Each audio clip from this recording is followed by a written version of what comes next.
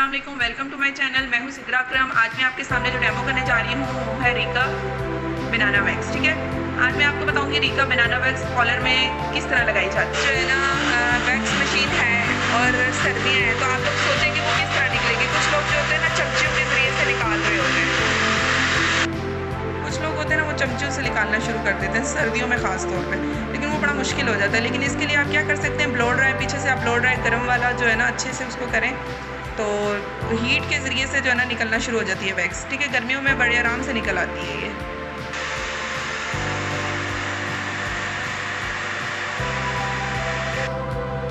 ये आप लोग देख सकते हैं। इसको अच्छे से मेल्ट होने देना है आप लोगों ने। जितनी अच्छी ये मेल्ट होगी उतनी अच्छी आपकी जो है ना बाल उतरेंगे स्किन से। ये देखिए,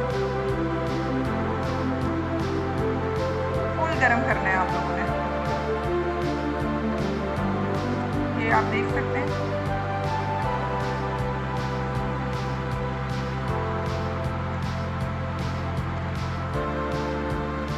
जब जो वैक्स से आपकी इस फॉर्म में आ जाए तो आपने हीटर बंद कर देना है।